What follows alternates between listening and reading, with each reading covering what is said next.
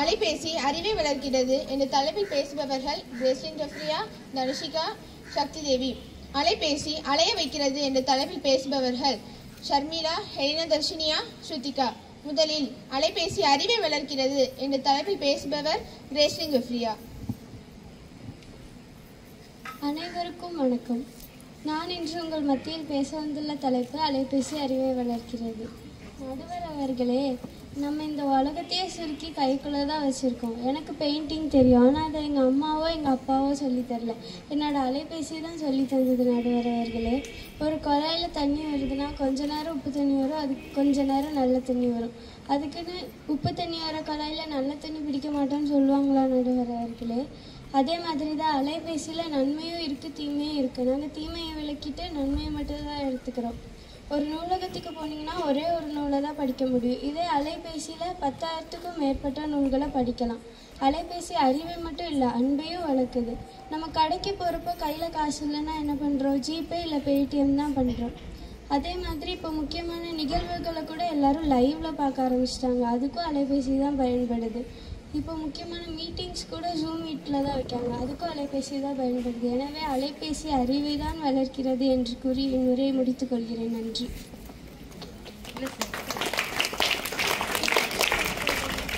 ஜெஃப்ரியா அவர்கள் அலைபேசி அறிவை வளர்க்கும்னு சொன்னாங்க. அளவுக்கு மிஞ்சினால் அமிர்தமும் நஞ்சாகும் என்பதற்கு ஏற்ப அளவோடு பார்த்து அறிவை வளர்த்துக்கிடணும். அடுத்ததாக அலைபேசி அலைய வைக்கிறது என்ற தலைப்பை பேச வருபவர் ஷர்மிளா. அனைவருக்கும் வணக்கம். அலைபேசி அலைய வைக்கிறது என்ற தலைப்பில் ஒரு சில கருத்துக்களை பகிர்ந்து கொள்ள விரும்புகிறேன். நடுவர் அவர்களே, எதிரணியினர் சொன்னாங்க அலைபேசி அறிவை வளர்க்குதுன்னு. அலைபேசி அறிவையை வளர்க்குது, அரக்கனை தான் உருவாக்குகிறது. நடுவர் அவர்களே, எதிரணியினர் பணப்பரிமாற்றம் நமக்கு உதவுதுன்னு சொன்னாங்க. ஆனா இப்போ ஒருத்தவங்க ஒரு ஓடிபி கேட்காங்க. நம்ம அதை சொன்னோம்னா நம்ம அக்கௌண்ட்ல இருக்கிற பணம் 1 லட்சமா இருந்தால் நம்மகிட்ட இருந்து போயிடும். நடுவர் அவர்களே, அலைபேசியை சிறுவர் முதல் முதியோர் வரை பயன்படுத்துறாங்க. அலைபேசியை பார்த்து பர்கர், பீஸா, பன்னீர் நிக்கா, பன்னீர் கிரேவி, சிக்கனை அரைத்து பொரித்து சாப்பிடுவதால் பலவிதமான நோய்கள் ஏற்பட்டு மருத்துவமனையை தேடி அறைகிறார்கள். நடுவர் அவர்களே, நம்ம இப்ப களக்காட்டை எடுத்துக்கலாம். வீமா மருத்துவமனை, சுகம் மருத்துவமனை, சொக்கலிங்க மருத்துவமனை, ராணி மருத்துவமனை, தன மருத்துவமனை போன்ற மருத்துவமனைகள் உள்ளன. எத்தனை பேஷண்ட் உள்ளன?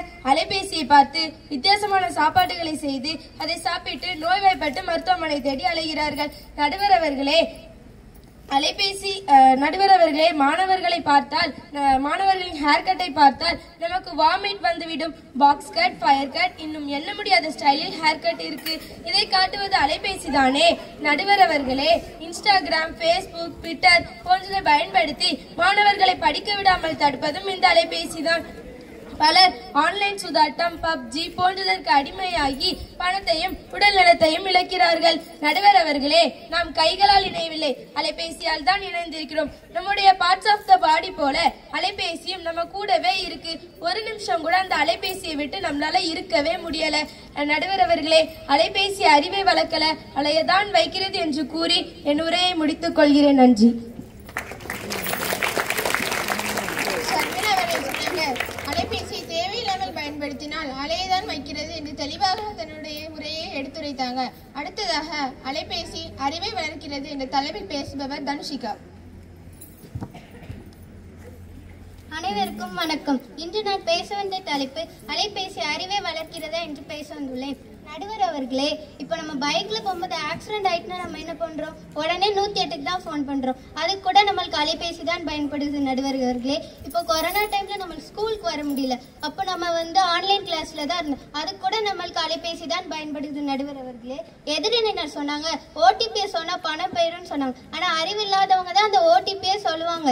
இப்போ எங்கேயா போனோம்னா நம்மளுக்கு கொஞ்சம் மெமரிஸா இருக்கணும்ட்டு சில போட்டோ, வீடியோலாம் எடுப்போம். அது கூட நம்மளுக்கு அலைபேசி தான் பயன்படுது. இப்போ ஒரு இடத்துக்கு போகிறதுக்கு நம்மளுக்கு வழி தெரியலன்னா நம்ம கூகுள் மேப் போட்டு போறோம். அதுக்கு கூட நம்மளுக்கு அலைபேசி தான் பயன்படுது.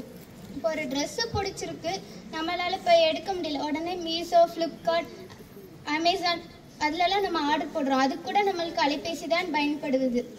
அம்மாட்ட சொல்லுவோம் காலையில் படிக்கணும், எழுப்பி விடுங்கம்மா அப்படிம்போம். ஆனால் அம்மா மறந்துடுவாங்க. நம்ம மறுநாளே நம்ம காலையில் எந்திக்கணும், நம்ம அலைபேசியில் அலாரம் வச்சிரும். அது கூட நம்மளுக்கு அலைபேசி தான் பயன்படுது.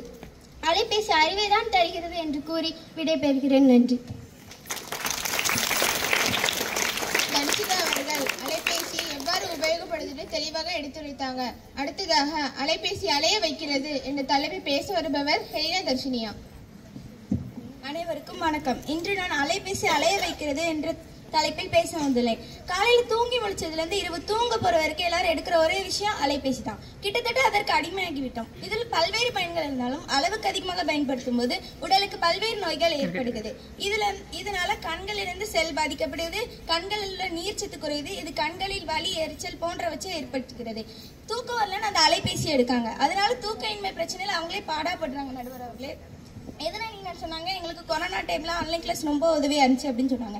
ஆனால் அந்த ஆன்லைன் கிளாஸ் அப்படியே வச்சுட்டு அவங்க எல்லாரும் ஃப்ரீ ஃபயர் தான் விளையாட போகிறாங்க. நடுவர் அவர்களே, எதனா நீங்கள் சொன்னாங்க, ஏதாவது ஆக்சிடென்ட்னா நாங்கள் 108க்கு கால் பண்ண அந்த அலைபேசி தான் எங்களுக்கு உதவியாக இருக்குன்னு. அந்த ஆக்சிடென்ட்க்கு காரணமே அந்த அலைபேசி தான் அவங்களுக்கு தெரியல. நடுவர் அவர்களே, அலைபேசியில் அவங்க யார்கிட்ட பெஸ்ட்டு யார்கிட்ட போகிறாங்க தெரியுமா? எமன்ட்ட பெஸ்ட்டு எமன்ட்டே போகிறாங்க. நடுவர் அவர்களே, எதனா நீங்கள் சொன்னாங்க, எங்களுக்கு மீஷோ, ஃப்ளிப்கார்ட்லாம் எங்களுக்கு பிடிச்ச ட்ரெஸ்ஸை ஆர்டர் போடுறதுக்கு நல்லா இருக்கு அப்படிங்கிற மாதிரி சொன்னாங்க.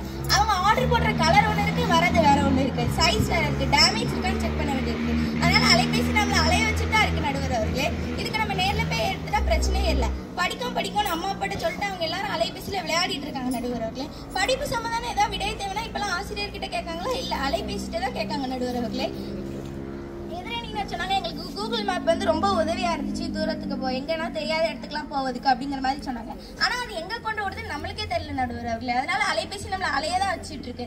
முந்திலாம் பக்கத்துல உள்ளவங்க கிட்ட வழி கேட்டுதான் போவோம், இப்பெல்லாம் பக்கத்துல உள்ளவங்க கிட்ட பேசுறதே இல்லை. அலைபேசி நம்மளை தனிமைப்படுத்திக்கிட்டே இருக்கு. நடுவர் அவர்களே, அலைபேசி நம்மளை தனிமையை தான் படுத்திட்டு இருக்கு. எதனா நீங்க சொன்னாங்க, எங்களுக்கு வந்து ஏதாவது ஃபுட்டு வேணும்னா நாங்கள் வந்து அதிலேயே ஆன்லைனில் ஆர்டர் போட்டுருவோம் அப்படிங்கிற மாதிரி சொன்னாங்க. ஆனால் அந்த ஃபுட்னால எப்படி வருதுன்னே தெரியல. அவங்க வந்து அதை சாப்பிட்டு அவங்களால ஃபுட் பாய்சன் தான் ஆகுது. நடுவர் அவர்களே, முந்திலாம் உறவினர்கள் வீட்டுக்கு வந்தால் எப்படி இருக்கீங்க, நல்லா இருக்கீங்களா அப்படின்னு தான் கேட்போம். இப்போலாம் அந்த ஃபோனுக்கு சார்ஜர் இருக்கா, இந்த ஃபோனுக்கு சார்ஜர் இருக்கா அப்படி தான் கேட்கும். நடுவர் அவர்களே, எனவே அலைபேசி அலையதான் வைக்கிறது என்று கூறி உச்சக்கட்ட தீர்ப்பாக அலைபேசி அலையதான் வைக்கிறது சரியான தீர்ப்பை வழங்குவீர்கள் என்று எண்ணி என் உரையை முடித்துக் கொள்கிறேன். நன்றி.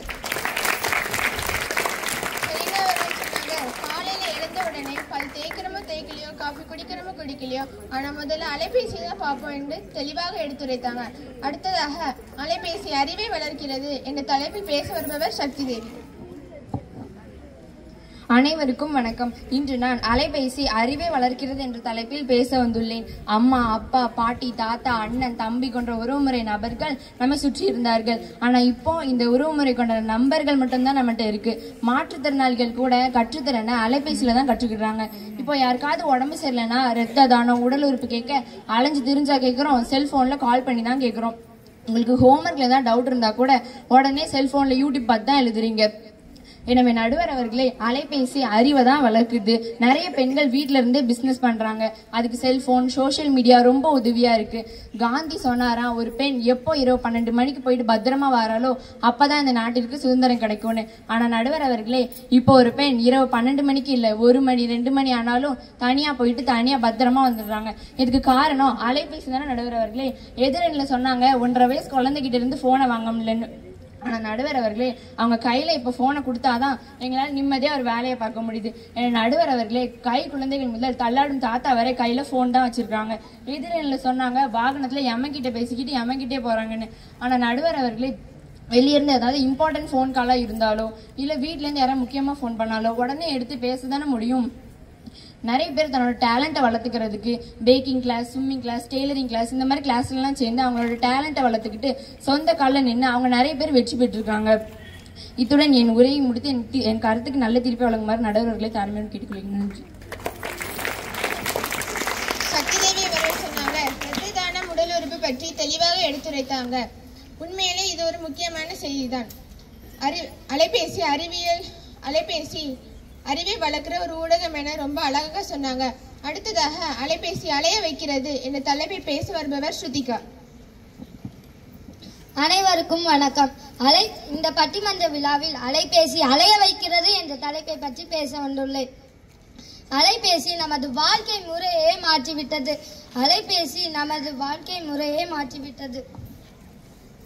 எதிரணியினர் சொன்னாங்க, பிறந்த குழந்தை முதல் பெரியவர்கள் வரை அலைபேசியை பயன்படுத்துறாங்கன்னு சொன்னாங்க நடுவர் அவர்களே. ஆனா அதுல உள்ள தீமைகளை தெரியாம சொல்றாங்க நடுவர் அவர்களே. இதனால் கண் குறைபாடு, மனச்சோர்வு, கேட்கும் திறன் குறைவு, மனசோர்வு என பல நோய்கள் ஏற்பட்டு நம்மளை அலையதானே வைக்கிறது நடுவர் அவர்களே. முன்பெல்லாம் 100ல் 1 குழந்தை மட்டும்தான் கண்ணாடி போட்டிருப்பாங்க. ஆனா இப்பொழுது 100ல் 50% பேர் கண்ணாடி போட்டிருக்காங்க நடுவர் அவர்களே. இதுக்கெல்லாம் காரணம் என்ன? அலைபேசி தான். அலைபேசியினால் நமது கண்ணில் புதிய மயோபியா என்ற புதிய நோயும் உருவாகுகிறது. இதனால் வருங்கால சங்கதியினர் பெரிதும் பாதிப்படைகிறார்கள் நடுவர் அவர்களே. தொழில்நுட்பம் அறிவை வளர்ப்பதில்லை, அழிவை நோக்கி அலைய வைக்கிறது நடுவர் அவர்களே. மனிதன் கையில் என்னைக்கு அலைபேசி வந்ததோ அன்னைக்கே மனிதன் அன்புக்காகவும் உறவுக்காகவும் அலைக்கழித்து கொண்டுதான் இருக்கிறான் நடுவர் அவர்களே.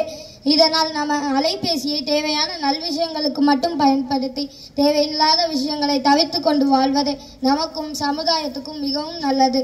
நடுவர் அவர்கள் அலைபேசி அலைய வைக்கிறது என்று உறுதியாக கூறுவார்கள் என்று நம்பி என் உரையை முடித்துக் கொள்கிறேன். நன்றி, வணக்கம். அவர்கள் நல்ல முறையில் பேசினாங்க. நான் நல்ல தீர்ப்பை வழங்குவேன் என்று ரொம்ப எதிர்பார்ப்புடன் காத்துக்கொண்டு இருக்கிறாங்க. நானும் என்னுடைய தீர்ப்பை வழங்க ஆசைப்படுகிறேன். 2 அணியினரும் தெளிவாக பேசினார்கள். ஒருவருக்கொருவர் நச்சுன்னு பதிலடி கொடுத்தாங்க. அலைபேசி மனிதனை அலைய வைக்கிறது. அலைபேசினால் பல தீமைகள் ஏற்படுகிறது. ஆனாலும் நல்ல விஷயங்களும் நடக்கிறது. எனவே நாம் நல்லதை மட்டும் எடுத்துக்கொள்ள வேண்டும், தீயதை விட்டுவிட வேண்டும் என கூறி தீர்ப்பளிக்கிறேன். நன்றி.